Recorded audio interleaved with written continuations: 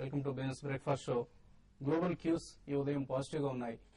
దాదాపుగా అన్ని Asian indices లాభాలు ట్రేడ్ అవుతున్నాయి. ఎస్టీఎక్స్ నిఫ్టీ కూడా 18 పాయింట్ల లాభంతో 5485 దగ్గర ట్రేడ్ అవుతుంది. సో Q4 ఎర్నింగ్స్ సీజన్ పూర్తయింది ఇవాళ 2010-11 సంవత్సరానికి. అలాగే Q4 కు సంబంధించిన జీడీపీ నెంబర్స్ వెలువడున్నాయి. సెంట్రల్ స్టాటిస్టికల్ ఆర్గనైజేషన్ వెలువరించే జీడీపీ నెంబర్స్ ఇవాళ రాబోతున్నాయి. సో Q4 లో అంటే లాస్ట్ క్వార్టర్ లో జీడీపీ, ఇండియన్ జీడీపీ సుమారుగా 8.1 నుంచి 8.3 మధ్య ఉండే అవకాశాలు ఉన్నాయి. మార్కెట్ అంచనాలు రకరకాలుగా ఉన్నాయి. అలాగే 2010-11 సంబంధించి 8.4 to 8.5% గ్రోత్ రేట్ నమోదు చేసే అవకాశం ఉంది ఇండియన్ ఆర్థిక వ్యవస్థ అన్న అంచనాలు ఉన్నాయి. 2011-12కి సంబంధించి జీడీపీ ఎలా ఉండబోతోంది అన్న అంచనాలు కూడా ఇవాళ వెలువరిస్తారు. సో 2010-11లో అంటే లాస్ట్ ఫైనాన్షియల్ ఇయర్ లో మ్యానుఫ్యాక్చరింగ్ గ్రోత్ కొంత మందగించింది. అయినా కూడా అగ్రికల్చర్, సర్వీసెస్ ఈ రెండింటిలో వచ్చిన వృద్ధి రేటు కారణంగా మనం వరల్డ్ ఎకానమీకి భిన్నంగా 8.4% గ్రో కాగలిగాం. ఇక ట్రేడింగ్ పరంగా చూస్తే నిన్నటి ట్రేడింగ్ వాల్యూమ్స్ చాలా తక్కువగా నమోదయ్యాయి.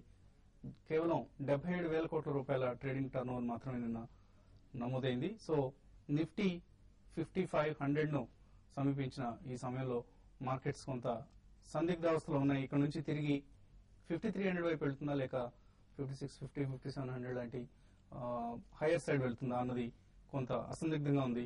సో మేబీ మరికొద్ది రోజుల్లో ఒక క్లియర్ డైరెక్షన్ వచ్చే అవకాశం ఉంది. ప్రస్తుతానికి మాత్రం మార్కెట్స్ లాక్లెస్టర్ గా, డైరెక్షన్ లెస్ గానే ట్రేడ్ అయ్యే అవకాశం ఉంది.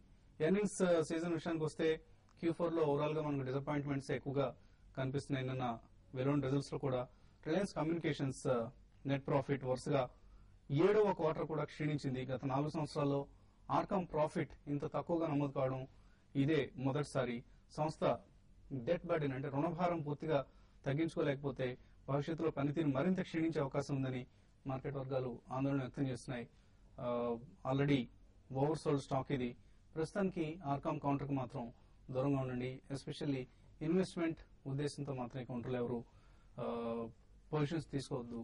అలాగే ఓఎన్జీసీ Q4 రిజల్ట్స్ కూడా డిసప్పాయింట్ చేశాయి. Net profit 26% క్షీణించింది. సబ్సిడీ భారం అధికం కావడమే దీనికి కారణం చెప్పుకోవచ్చు. క్రూడ్ ధరలు ఎంతగా పెరిగినా కూడా సబ్సిడీ భారంతో కృంగిపోయే ఓఎన్జీసీ లాంటి కంపెనీలు ఇన్వెస్టర్స్ కు కొంత పాజిటివ్ రిటర్న్స్ ఇవ్వలేకపోతున్నాయి ఇటీవల కాలంలో. అలాగే ఆయిల్ మార్కెటింగ్ కంపెనీస్ కూడా సేమ్ సిచ్యువేషన్. ఐఓసీ రిజల్ట్ కూడా నిన్న డిసప్పాయింట్ చేయడం గమనించాం. ఇంకా మహీంద్రా అండ్ మహీంద్రా నెంబర్స్ కూడా డిసప్పాయింట్ చేశాయి. అందుకే స్టాక్ ప్రైస్ 5% పైగా నిన్న తగ్గడం గమనించాం. సో ఓవరాల్ గా Q4 లో ఇందాక అంటున్నట్లుగా పాజిటివ్ సర్ప్రైజెస్ కంటే కూడా నెగిటివ్ సర్ప్రైజెస్ ఎక్కువగా కనిపించాయి. కనీసం ఈ క్వార్టర్ అంటే ఈ ఫస్ట్ క్వార్టర్ నుంచి అయినా పరిస్థితి రివర్స్ అవుతుందని ఆశిద్దాం. ఇంకా మార్కెట్స్ సంబంధించిన అంశాలపై మాట్లాడేందుకు అనలిస్ట్ సిద్ధంగా ఉన్నారు. సో కొంత లాక్లస్టర్ ట్రేడింగ్ గమనించాం. నేను వాల్యూమ్స్ కూడా చాలా తక్కువగా నమోదు కావడం గమనించాం. సో ఇవాళ ఎటువంటి ట్రెండ్ ఎక్స్పెక్ట్ చేస్తున్నారు మీరు? నిన్న చూస్తే మార్కెట్ బాగా కన్సాలిడేషన్ లో ట్రెండ్ కనిపిస్తుంది. కాబట్టి ఆ కన్సాలిడేషన్ ట్రెండ్ ఇవాళ కూడా కొంచెం కంటిన్యూ అయ్యే అవకాశం ఉంది. ఎందుకంటే నిఫ్టీ నిన్న 5500 పైన అధిగమించి బ్రేక్అవుట్ కాలేకపోయింది. దాంతో strong up trend signal confirm చేయలేదు. అలాగే సపోర్ట్ 5450 పైన కన్సాలిడేషన్ అవడంతో మద్దతు స్థాయిని తీసుకున్నట్టుగా కనిపిస్తుంది. సో కాబట్టి ట్రెండ్ కూడా కొంచెం ప్రస్తుతానికి సురక్షితంగానే ఉంది. నా ఉద్దేశంలో మార్కెట్ ఇవాళ కూడా కొంచెం పాజిటివ్ గా ఉంది. కాకపోతే లాస్ట్ ఒక 10 డేస్ గా చూస్తే కనుక మార్కెట్ లో ఒక రివర్సల్ కనిపించింది. నా ఉద్దేశంలో ఒక అప్ సైడ్ ర్యాలీ వచ్చే అవకాశం కూడా కనిపిస్తుంది. ఇవాళ నిఫ్టీ ఇంట్రాడేకి 5480 దగ్గర రెసిస్టెన్స్ ఉంది. ఏమాత్రం 80 పైన కనుక నిలబడిందంటే కనుక బై పొజిషన్ తీసుకుని 5510 వరకు ఎక్స్పెక్ట్ చేయొచ్చు. 551020 పైన కనుక మార్కెట్ నిలబడిందంటే కనుక నెక్స్ట్ టార్గెట్ 5600 వరకు వెళ్లే అవకాశం ఉంది. ఒకవేళ ఏదైనా కారణాల వల్ల 5450 కింద కనుక ట్రేడ్ అయ్యి క్లోజ్ అవుతేనే మార్కెట్ వీక్నెస్ ఎక్స్పెక్ట్ చేయొచ్చు. కానీ ఇమీడియట్ గా పెద్ద ప్రమాదం ఏం లేదనిపిస్తుంది. అలాగే స్పెసిఫిక్ సెక్టర్ వైస్ గా చూస్తే కనుక నిన్న ఫస్ట్ టైం ఫార్మా ఒకటి చాలా బులిష్ గా కనిపిస్తుంది. చాలా స్టాక్స్ లో సిప్లా, సన్ ఫార్మాలో కూడా ఒక బ్రేక్అవుట్ కనిపించింది. అలాగే బ్యాంక్స్ లో కూడా Andhra bank, Allahabad bank, oriental bank, union bank వీటిలన్నింటిలోనూ ఒక మైనర్ బ్రేక్అవుట్ గా కనిపించింది. మార్కెట్ ఏమాత్రం బాగుందంటే కనుక ఈ రెండు సెక్టర్స్ కూడా మళ్ళీ మార్కెట్ ని లీడ్ చేసే అవకాశం ఉంది. ఈ రెండు సెక్టర్స్ లో నేను మార్కెట్ లాక్లెస్టర్ లో కూడా స్ట్రాంగ్ గా పెర్ఫార్మ్ చేయడం మార్కెట్ కి ఒక మంచి పాజిటివ్ పాయింట్ అని చెప్పొచ్చు. సో నెక్స్ట్ టార్గెట్ నా ఉద్దేశం 5510 పై నిలబడిందంటే కనుక ఫర్దర్ బులిష్ ట్రెండ్ గా ఎక్స్పెక్ట్ చేయొచ్చు. కమోడిటీస్ లో ఆయిల్ తిరిగి బలపడుతుంది. క్రూడ్ ఆయిల్ నైమిక్స్ క్రూడ్ నిన్న ప్రస్తుతం $101.33 దగ్గర 0.74% లాభంతో ట్రేడ్ అవుతుంది. గోల్డ్ కూడా స్టేబుల్ గా ఉంది, $1536 దగ్గర. సిల్వర్ తిరిగి 57,000 పైన నిన్న క్లోజ్ కావడం గమనించాం. సో ఓవరాల్ గా కమాడిటీస్ లో తిరిగి ఇక్కడ కొంత బయింగ్ సపోర్ట్ కనిపిస్తుంది, పాజిటివ్ గా లాభాల్లో ట్రేడ్ అవుతున్నాయి. మ్యూచువల్ ఫండ్ మార్కెట్స్ లో ఏం జరుగుతుంది? మ్యూచువల్ ఫండ్ మార్కెట్స్ లో చాలా యాక్టివిటీ డెట్ సైడే కనపడుతుందండి. ఈక్విటీస్ ఐ థింక్ ఇన్వెస్టర్స్ పరంగా చూస్తే I think probably last 3 months 6 months కూడా నెగటివ్ రిటర్న్స్ రావడంతో చాలా మటుకు కన్సర్వేటివ్ ఇన్వెస్టర్స్ డెట్స్ లో ఎంటర్ అయ్యారు. అదే మాదిరిగా లాస్ట్ ఫ్యూ ఎపిసోడ్స్ లో మనం డిస్కస్ చేసుకున్నట్టు షార్ట్ టర్మ్ డెట్ ఫండ్స్ కానివ్వండి, లేకపోతే 1 month fixed maturity plans, interval plans, 3 months interval plans, 6 months interval plans లో చాలా యాక్టివిటీ కనపడుతుంది. ఇన్వెస్టర్స్ కూడా చాలా ఇన్వెస్ట్ చేస్తున్నారు.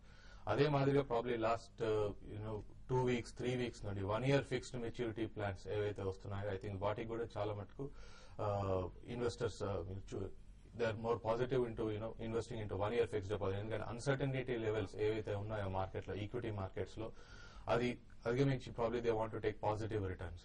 సో డెట్ మార్కెట్స్ లో చాలా యాక్టివిటీ కనపడుతుంది. ఈక్విటీస్ లో ప్రాబ్లీ వొలటైల్ మార్కెట్స్ ఉండడంలో ప్రాబ్లీ నెగటివ్ రిటర్న్స్ రావడంతో చాలా మటుకు ప్రాబ్లీ డెట్ మార్కెట్స్ లోనే చూపెడుతున్నారు.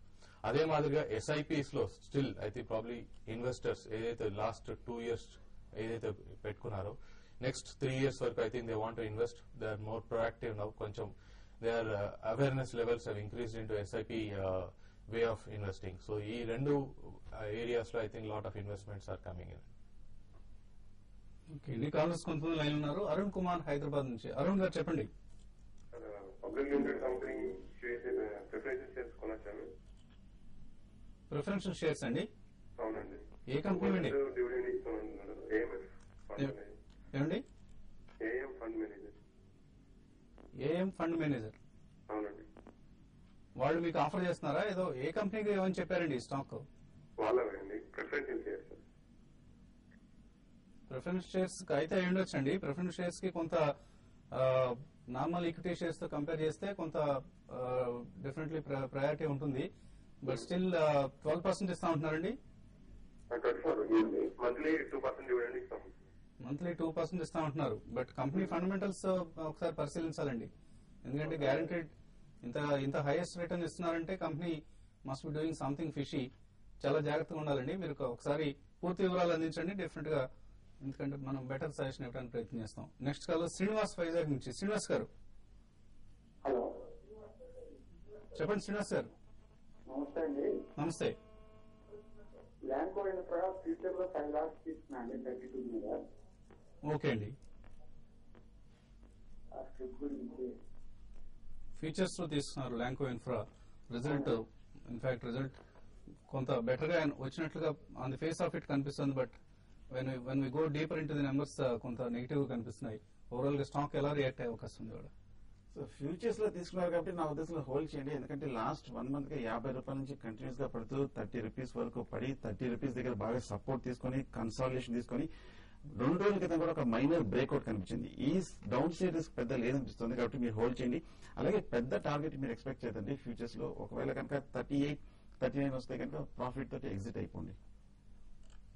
సో రిజల్ట్ కి మార్కెట్ లో ఇవాళ ఎటువంటి రియాక్షన్ వస్తుంది? రిజల్ట్ పరంగా చూస్తే కనుక నా ఉద్దేశం పాజిటివ్ గానే ఉంటుంది. ఎందుకంటే ఆల్రెడీ లాస్ట్ 2 days గా చూస్తే కనుక అక్యుములేషన్ బిగిన్ అయిందన్నమాట. సో అక్యుములేషన్ బిగిన్ అయింది కాబట్టి డెఫినెట్ గా పాజిటివ్ ఎక్స్పెక్టేషన్స్ ఉన్నాయి. నా ఉద్దేశం రిజల్ట్ తర్వాత డెఫినెట్ గా పెరిగే అవకాశమే ఉంది తప్ప కానీ పెద్ద పడే అవకాశం లేదనిపిస్తుంది. అలాగే జేఎంఆర్ ఇన్ఫ్రా రిజల్ట్ కూడా నిన్న రావడం జరిగింది. కొంత ఆపరేటింగ్ ప్రాఫిట్ లో కొంత ఇంప్రూవ్మెంట్ కనిపిస్తుంది.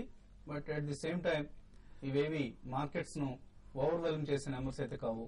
సో ఆఫ్ కోర్స్ నెగిటివ్ గా అయితే అంతగా స్పందించే అవకాశం కనపడలేదు జిఎంఆర్ ఇన్ఫ్రా నెంబర్స్ సంబంధించి. శేఖర్ ఖమ్మం నుంచి నెక్స్ట్ కాలర్. శేఖర్ గారు గుడ్ మార్నింగ్ వసంత్ గారు. Good morning sir. ఖమ్మం నుంచి అండి.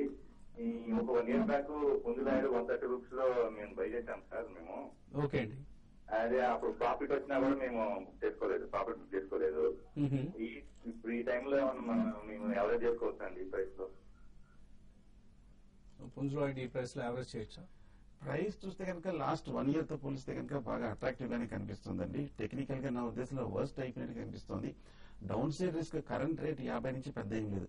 అలాగే లాస్ట్ 2 days గా చూస్తే కనుక పుంజులైడ్ లో విపరీతమైన వాల్యూమ్స్ పెరిగాయి, విపరీతమైన యాక్టివిటీ కూడా పెరిగింది, ఫ్రెష్ గా ఇంట్రెస్ట్ కూడా పెరిగింది. నా ఉద్దేశంలో ఈ లెవెల్లో కొంచెం కాషియస్ గా మీరు పుంజులైడ్ 50-52 రూపీస్ దగ్గర బై చేయొచ్చు. కాకపోతే ఇమీడియట్ గా అట్రాక్టివ్ రిటర్న్స్ ఎక్స్పెక్ట్ చేయదు. కొంచెం లాంగ్ టర్మ్ కోసం ఒక 6 months to 1 year పర్స్పెక్టివ్ తోటి నా ఉద్దేశంలో బై చేయొచ్చు. సో కొద్దిగా వెయిట్ చేయండి, మేబీ ఫర్దర్ డిక్లైన్స్ లో ఏదైనా ఇన్వెస్ట్ చేసే ప్రయత్నం చేయండి పుంజులాయిడ్ లో. ఇప్పుడు వచ్చిన బ్రేక్ తీసుకుందాం.